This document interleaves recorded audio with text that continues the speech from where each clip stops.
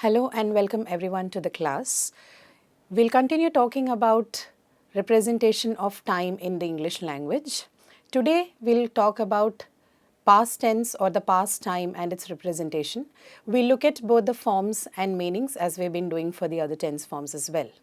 We'll begin the class today by talking about simple past tense. Simple past tense forms in English, the obvious function that they have is to refer to the past time, which means this is the most basic form that you use to talk about past time in English. In addition to that, what a past tense form in English could also mean, especially the simple past tense form in English, could mean is that the event is complete or the event is finished. We'll look at this example here to understand what it means by simple past tense forms. So this is a simple example you have here. She returned from the conference yesterday. The verb here is written and it is in the simple past tense form, which is indicated by the suffix ed. So in this sentence, the suffix ed tells you that the sentence is written in the simple past tense form, and the basic form of simple past tense in English language is this, which is an ed suffix that is attached to the main verb. In case of irregular verbs, however, you do not see the ed suffix with the main verb. Instead, you see a change in the word internally, and that change is usually the internal change of one of the sounds in the word. Like, for example, you have words like drive, drove, steal, stole.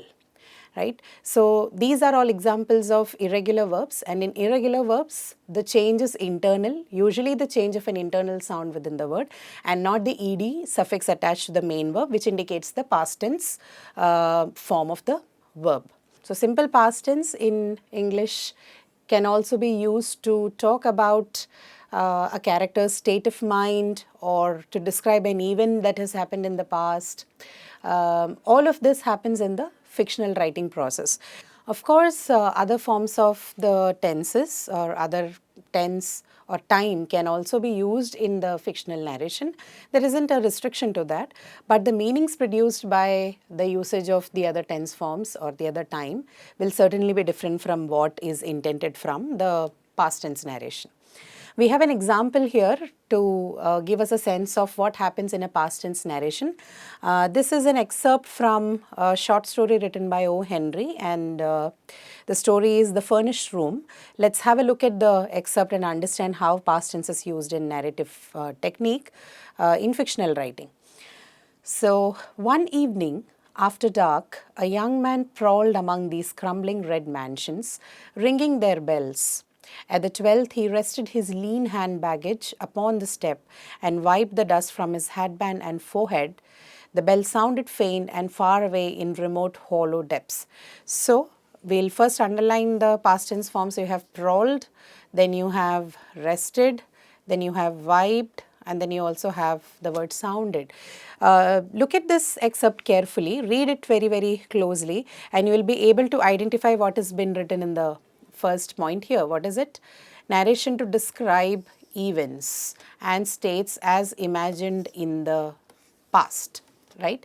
So, all of these words that you see here, prowled, rested, wiped, sounded, they all give you a sense of narration and of the events that have happened or have been imagined as imagined in the past. We'll look at the structure of simple past tense now.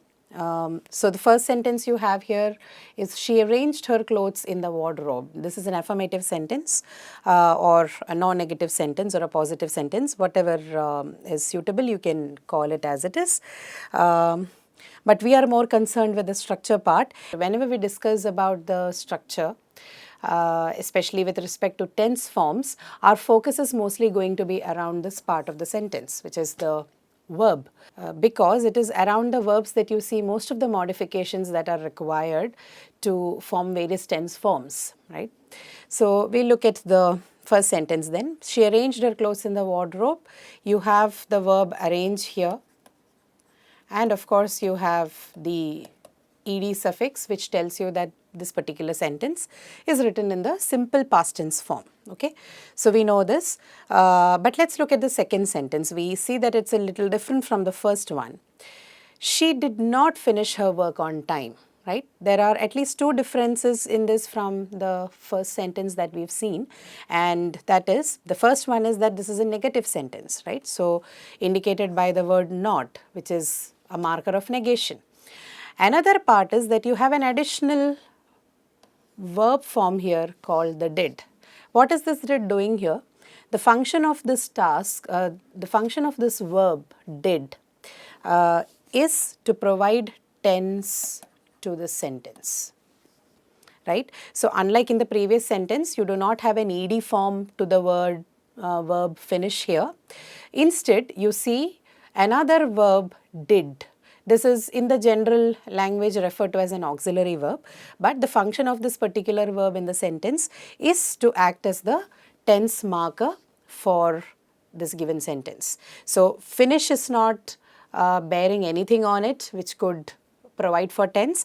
Instead, that is provided by the auxiliary did, right?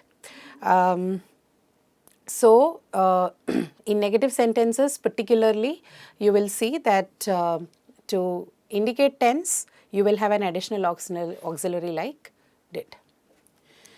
Now, for the third sentence, did you go to or did you not go to college today? This is an example of an interrogative sentence or what is also referred to as a yes or no question, which means the answer to this question could be either in yes or no, right? So even in this case, you see that the verb is in its bare form and it does not have anything around it. It hasn't underwent any modification by itself to provide for the tense in the sentence.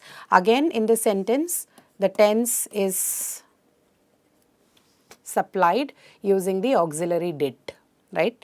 Same is the case with the last sentence, again an interrogative sentence this is, but this time a WH word sentence, right? Which means this is a content question. So what did he eat?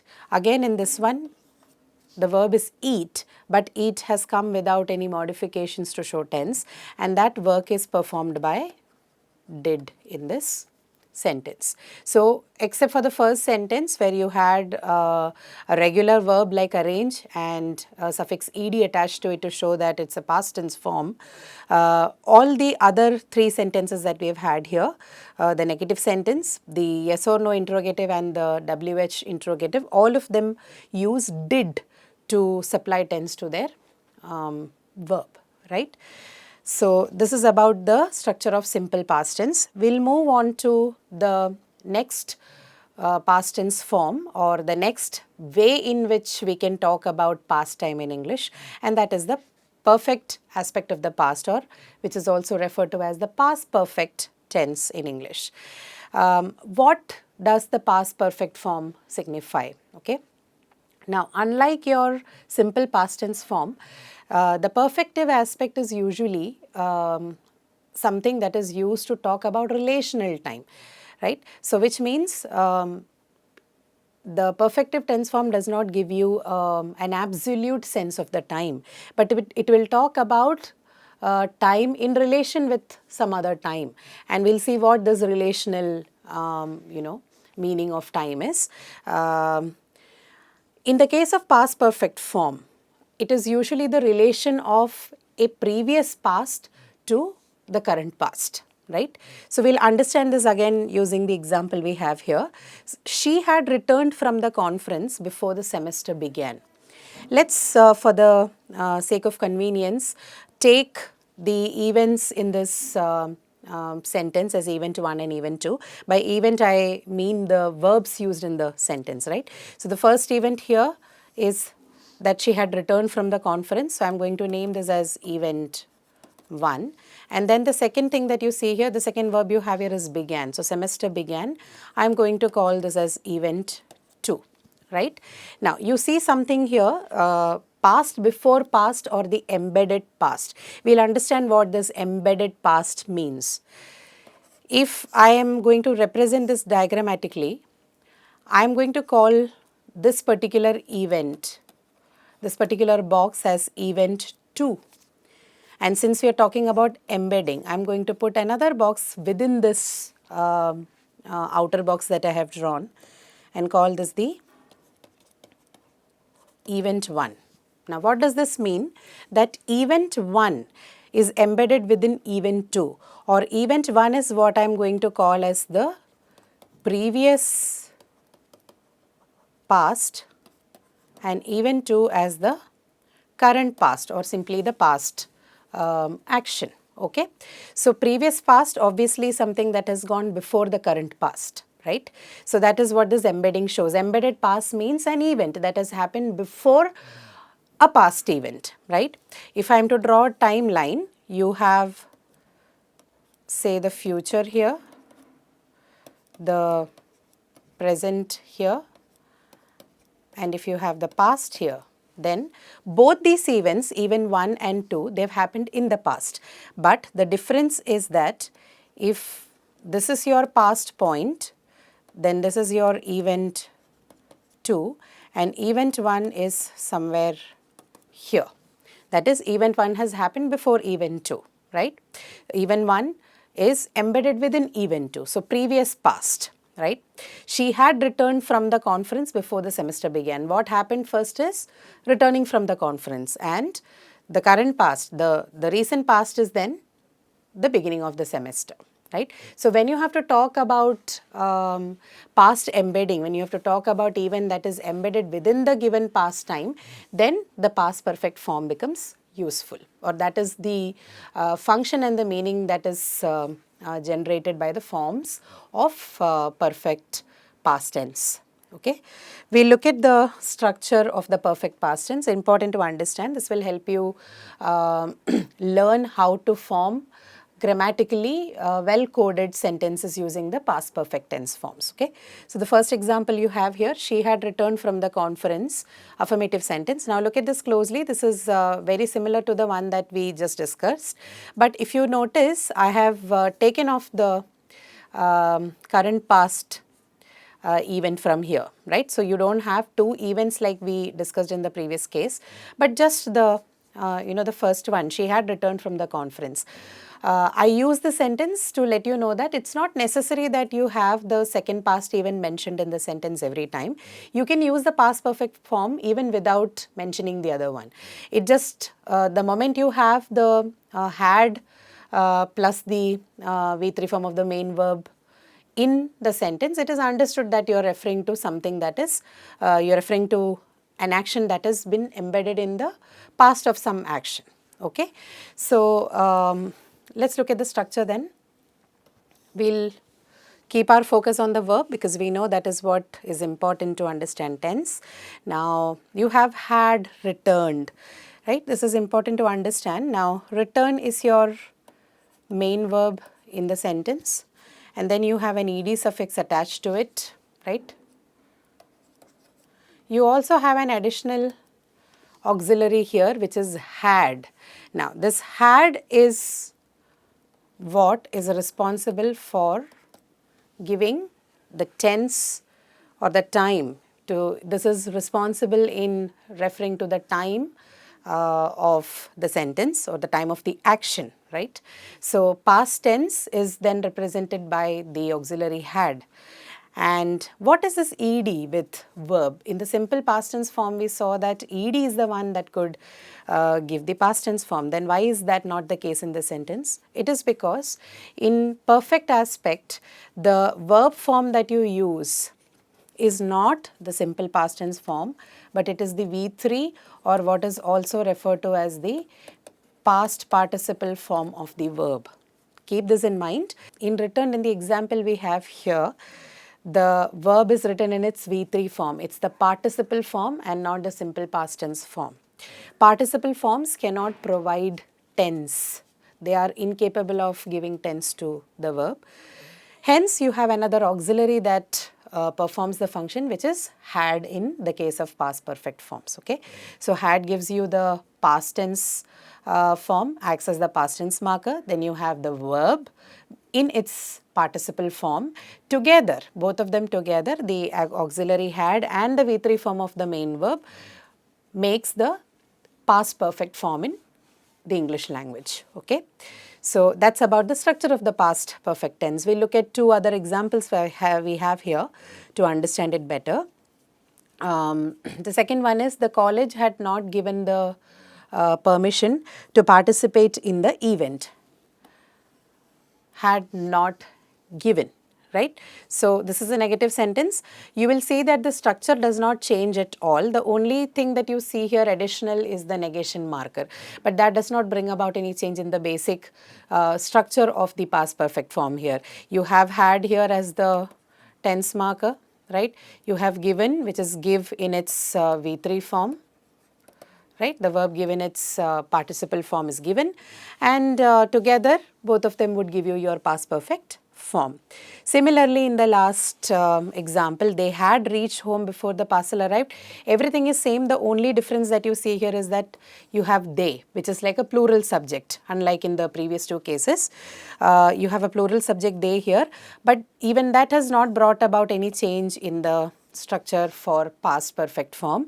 It is still the had, auxiliary verb had, which gives the tense, and then you have the verb reach in its participle form as reached. Okay, because it's a regular verb, it has taken the ed form. Otherwise, it would have taken something else by, sometimes by undergoing internal change or sometimes by adding some other particle to it. But the basic structure is still the same, which is had followed by the V3 form of the verb. Okay, this is the structure of the past perfect tense.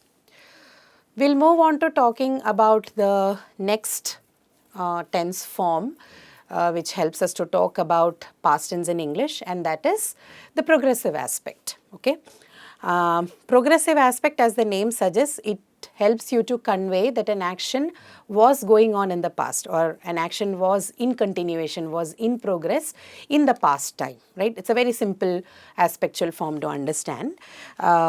Let's look at an example. So, couple was reading Love in the Time of Cholera by Gabriel Marquez, right? So, was reading, this is your progressive aspect. Progressive aspect, of course, is indicated by the ing form, right, which is seen along with the main verb read.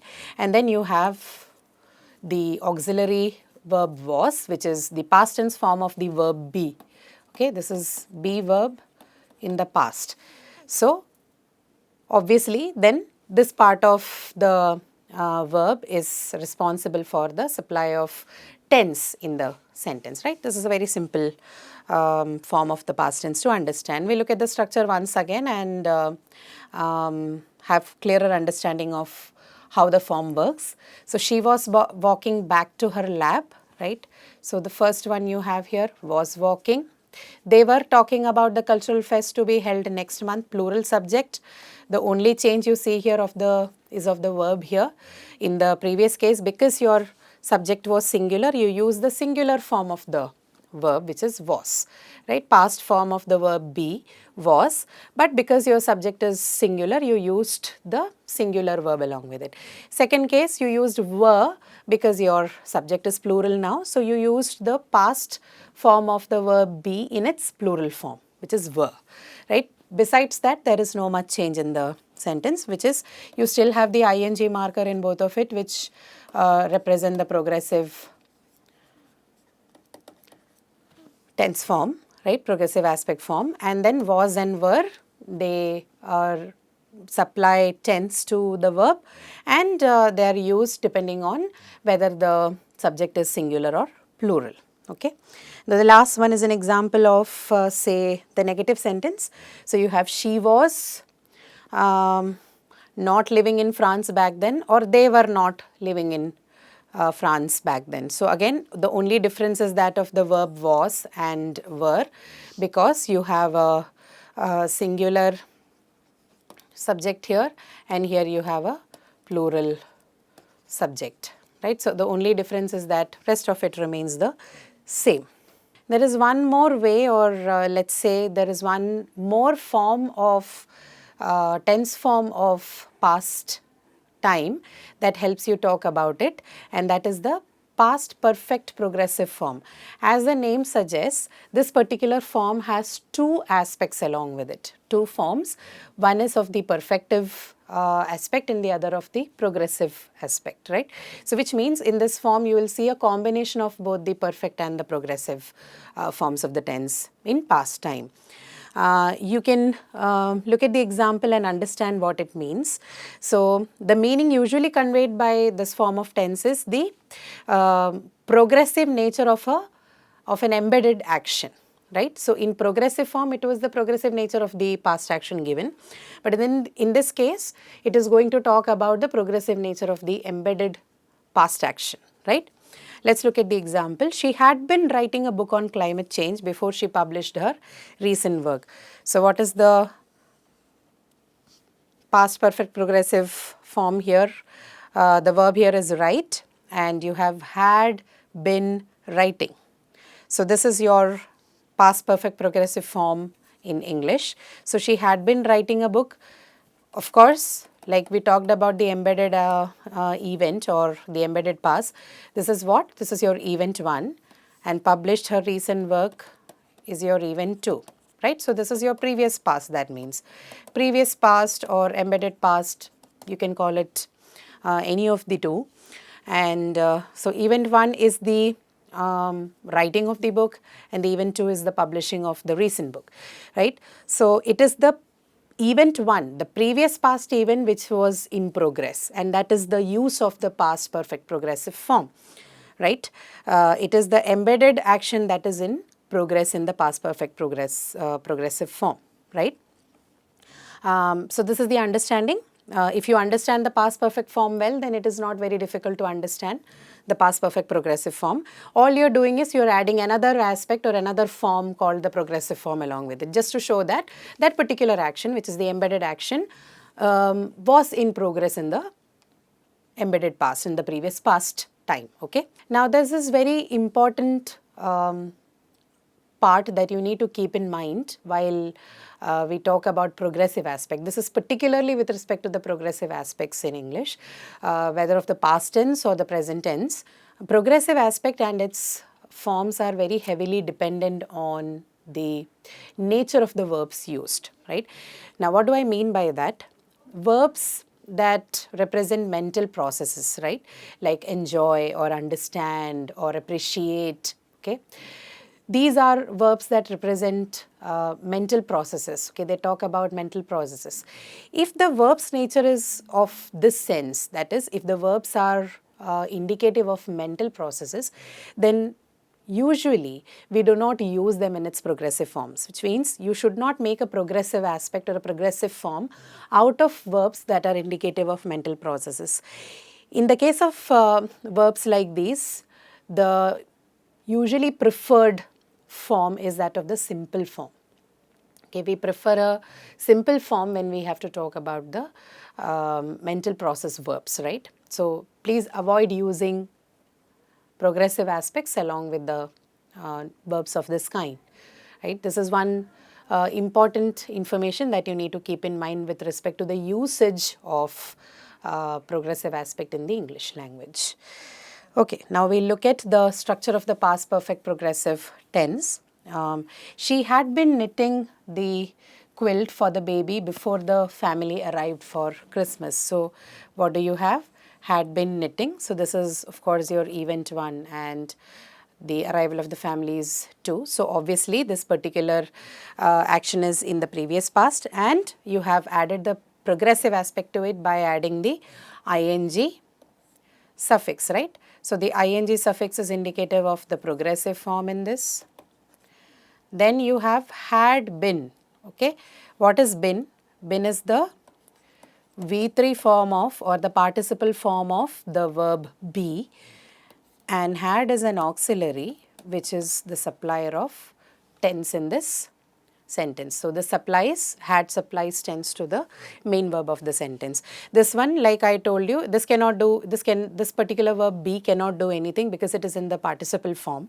So participle forms do not supply tense. Knitting, again ing is a progressive marker that itself cannot supply any tense, because ing is representative of the aspect marker. It has got nothing to do with the tense. But the tense is then provided using the auxiliary had.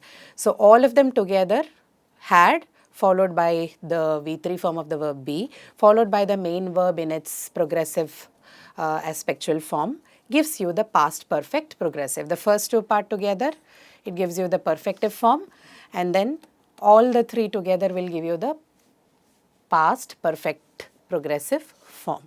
Same is the case with the second sentence.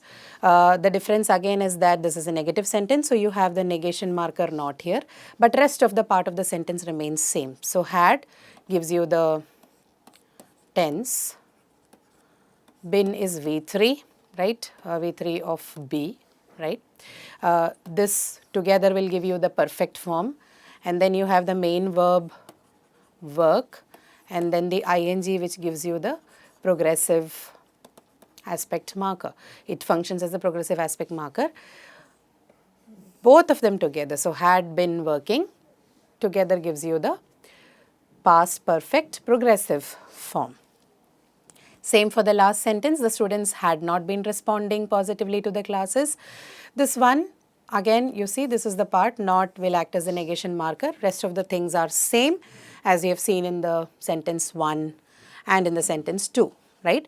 Only difference with respect to the grammar here would be that instead of a singular subject you have used a plural subject like it is indicated in the sentence. So this is a sum total of how you represent or grammatically encode, structurally encode a sentence that is in past perfect progressive form in the English language, right. I hope you have understood the various forms and the meanings of the past tense and its uses in the real life scenario. Please practice all the structural details, especially of how you form these sentences using different past forms in English. This is certainly important. This is one of the most important part of the English grammar or the structure of the English language as we call it, to form good, accurate sentences, which helps both in communication and other tasks in English. So thank you so much, and I will see you again in the next lesson.